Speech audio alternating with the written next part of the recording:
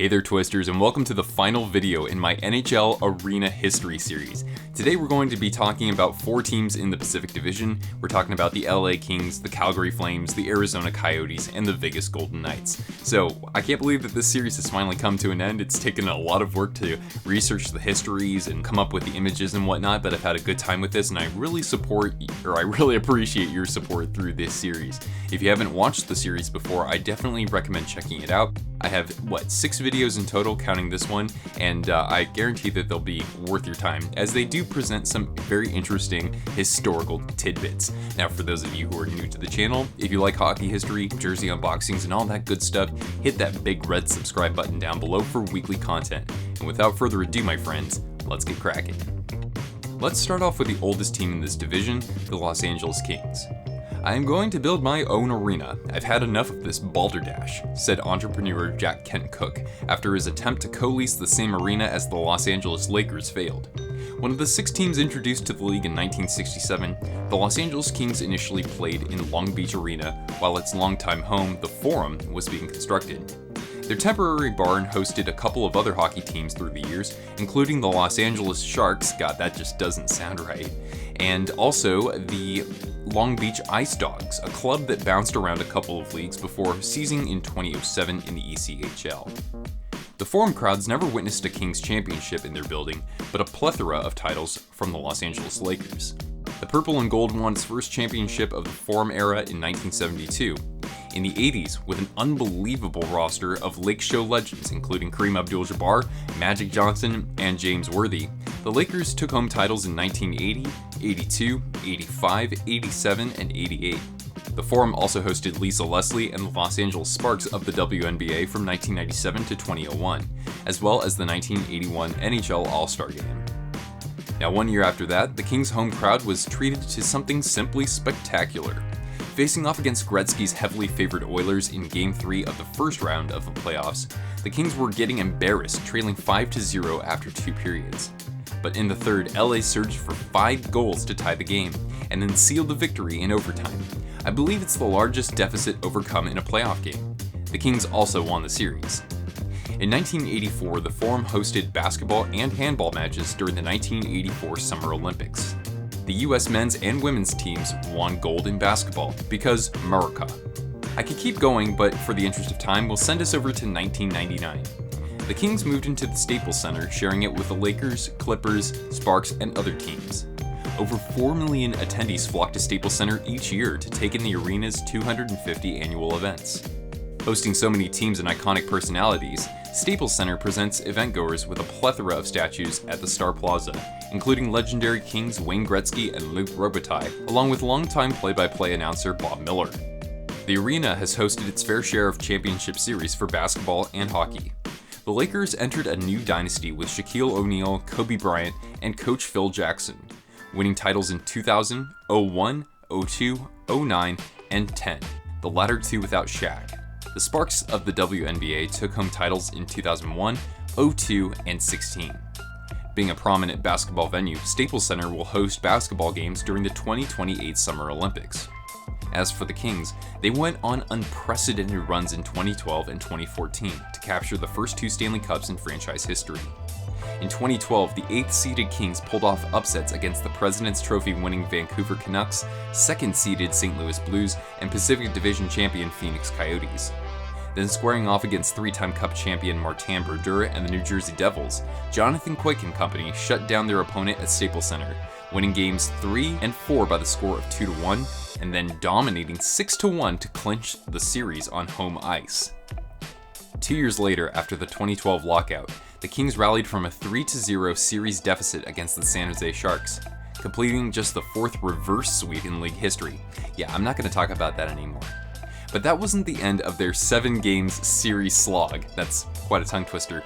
The Kings prevailed in 7 against the Anaheim Ducks and then the defending champion Chicago Blackhawks, setting a date with the New York Rangers in the finals. This didn't go the distance, but certainly had its nail-biting moments. Playing at home, the Kings took Game 1 in overtime, and further defended home ice in Game 2, winning in double overtime. Then returning home up 3-1 in the series, Alec Martinez delivered the cup-clinching goal in double overtime. Now we'll move on to the Calgary Flames, but before we trek over to southern Alberta, we'll make a brief visit in Atlanta. Formed in 1971, the Atlanta Flames were by far the southernmost NHL team in the Eastern Time Zone, playing in the Omni Coliseum. The Omni was home to the Atlanta Hawks of the NBA and the Atlanta Knights of the IHL. It also hosted volleyball matches during the 1996 Summer Olympics. Drawing just over 10,000 fans per game in 1980, the Flames sold the team for a then record of $16 million, of course paling in comparison to today. The Flames were rumored to remain in the American South, with Houston and Dallas as possible destinations. Instead, they migrated northwest and over the border to Calgary. Atlanta would shortly embrace another franchise 19 years later, the Thrashers, who are now the Winnipeg Jets. From 1980 through 1983, the Calgary Flames played at the Stampede Corral. The barn was a hockey haven for decades, hosting the Calgary Cowboys of the WHA, Calgary Wranglers of the WHL, and Calgary Hitmen of the WHL from time to time. Additionally, it was one of the host arenas for hockey during the 1988 Winter Olympics. I'll talk about that in just a minute. The non-profit Calgary Exhibition and Stampede organization still owns the venue and puts on the annual Calgary Stampede Rodeo.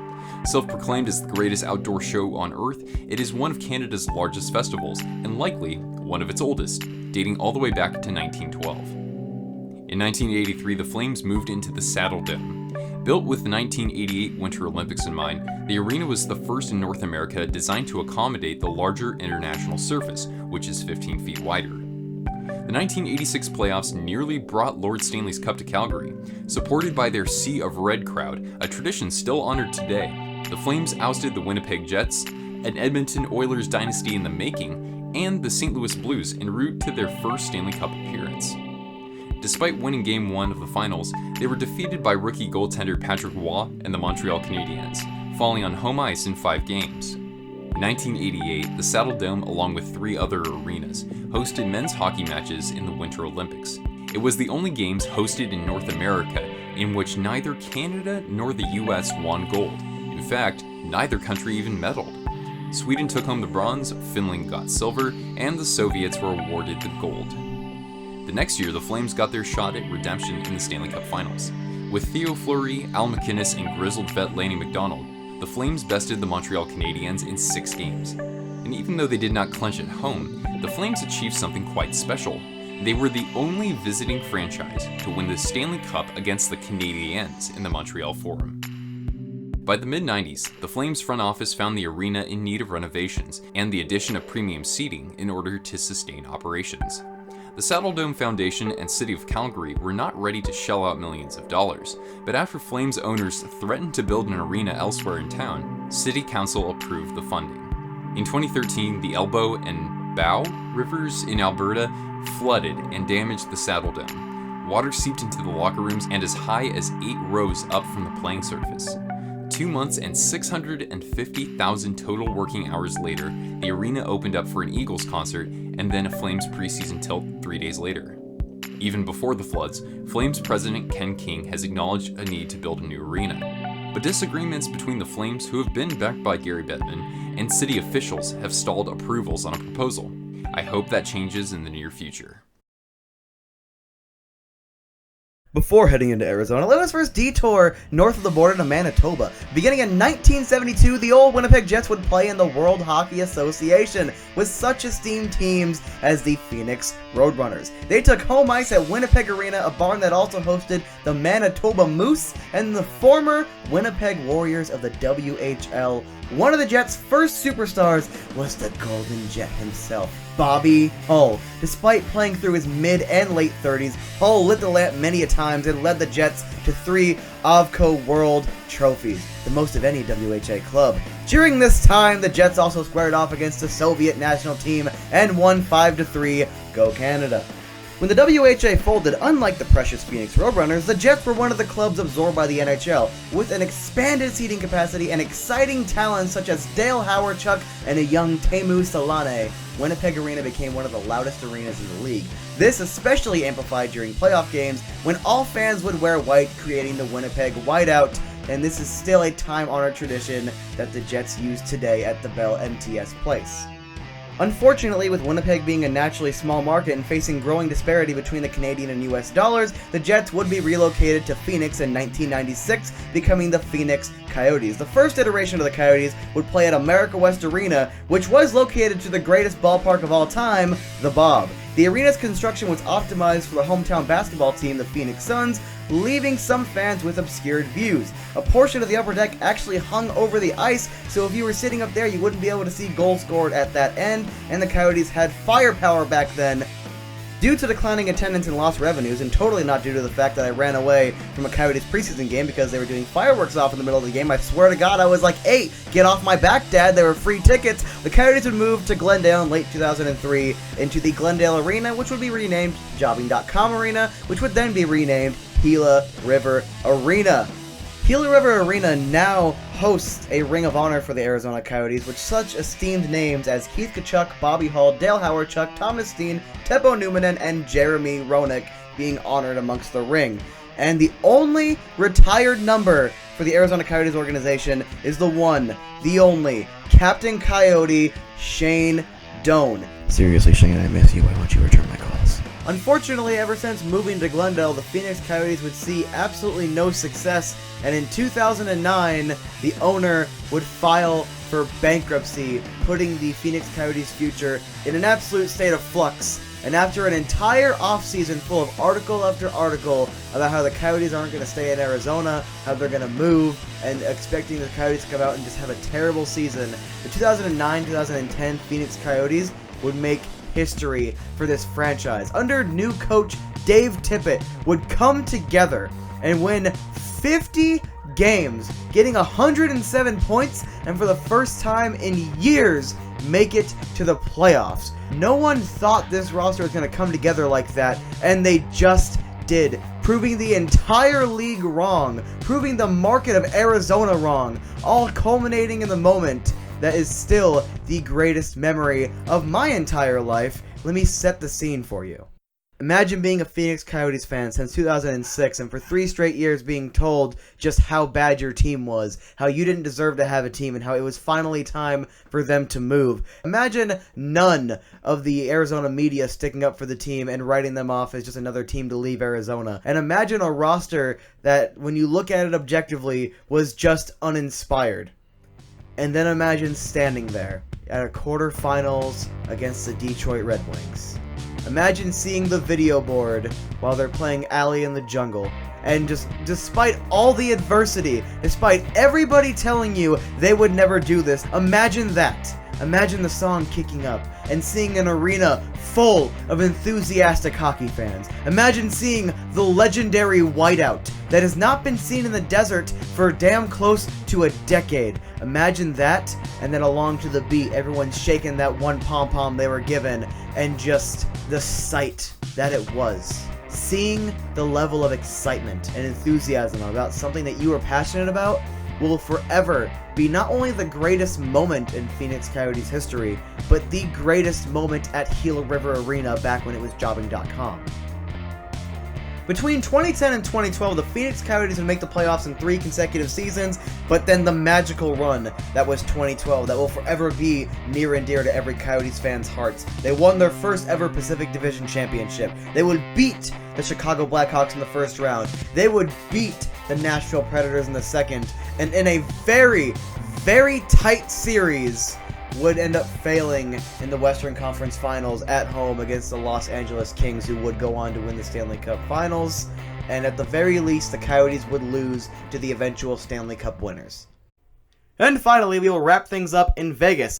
Like United Center for the Blackhawks, Scotiabank Arena for the Maple Leafs, and many other arenas in the NHL and professional sports, T-Mobile Arena was built by the firm Populous. Before the Golden Knights' inaugural season, T-Mobile hosted UFC 200, and as a result of that event's success, UFC signed a 7-year agreement to become an official arena tenant, hosting at least 4 events per year. The NCAA's Pac-12 Conference also moved into that arena to host its annual conference tournament, migrating over from the MGM Grand Garden Arena. On August 26th, 2017, T-Mobile Arena showcased the highly anticipated bout between Floyd Mayweather and Conor McGregor. Despite the attractive bill, fans harshly criticized the minimal contact between the two boxers. Mayweather won in the 10th round by technical knockout.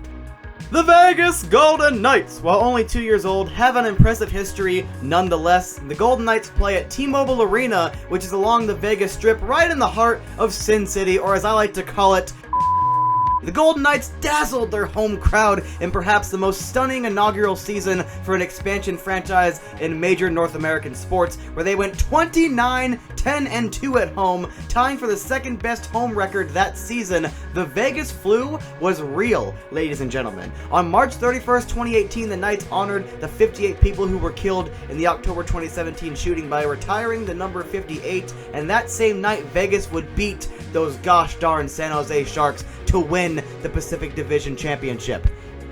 Despite an unbelievable regular season, Vegas impressed perhaps even more so in the postseason. They would sweep their first ever playoff series, defeating those gosh darn Los Angeles Kings, then would properly dispose of the Sharks and Winnipeg Jets en route to a Stanley Cup Finals appearance, going up against Alexander the Great and the Washington Capitals. The Knights would take Game 1, but then would fall for the next 4 straight and lose Game 5 at home and lose in the Stanley Cup Finals.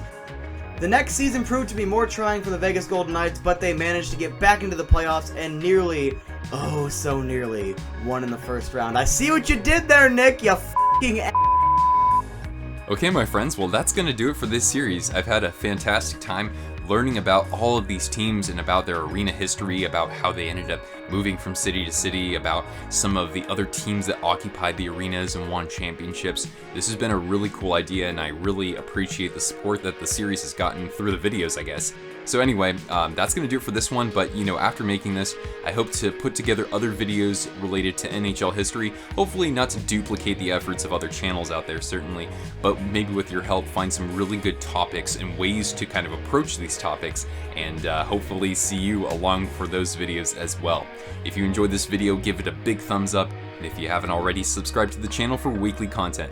This has been Nick with Twisted Wrister Hockey. Thanks for tuning in, everyone, and I'll see you again soon.